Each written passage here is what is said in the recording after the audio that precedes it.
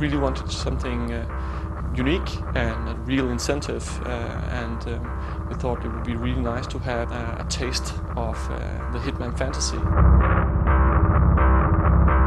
Basically, we were discussing a lot how to make an interesting pre-order incentive for Absolution.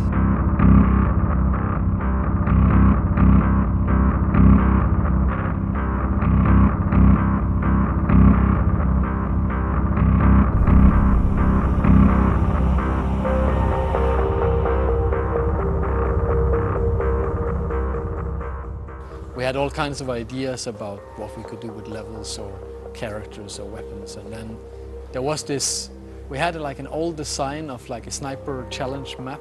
It was not meant to be a part of Hitman Absolution. It was not meant to be anything other than just fun for the company. And it was actually so fun that the rest of the house started playing it, you know, without really being prompted to do so. And that told us we had something that was a little bit out of the ordinary. And we figured at some point that this might actually be a map that we can use for the game. We knew that the fun factor was quite high, so we just needed to look into how do we implement this into being in the Hitman fantasy.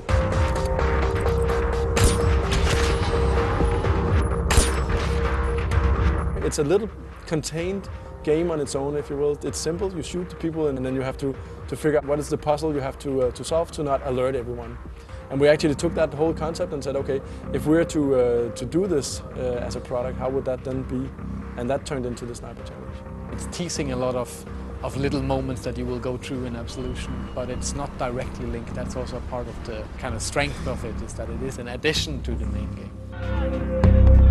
The Sniper Challenge is you seeing the world through a scope, and we have a lot of stuff going on in the game with a pretty advanced AI and a lot of options.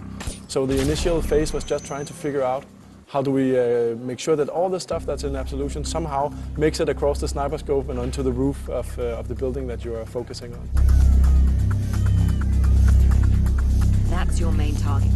On the Sniper Challenge, we wanted to create a skyscraper where a weapons dealer was hosting his annual release party for his shareholders. And Agent 47 has the task to actually go in and take this weapons dealer out. And to do this, we had to create a gameplay field where the player could explore different possibilities of fanciful kills and not getting discovered at the same time. We really wanted to give the player to stay in the fantasy that they remember from Hitman Blood Money. We need to be in the atmosphere of this classy hit, classy target that Hitman needs to take down. There is the sense that whatever you do, it will kind of affect, it will kind of ripple out into the whole map.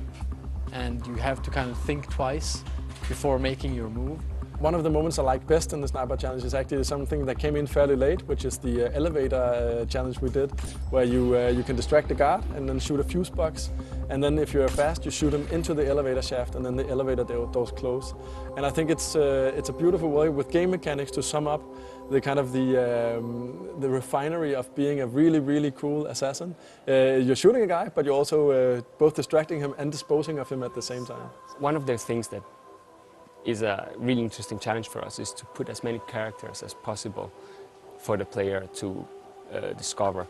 And it's not just the main cast. We have this ninja that kind of looks like he's about to commit suicide, and you're kind of like helping him a bit in the way.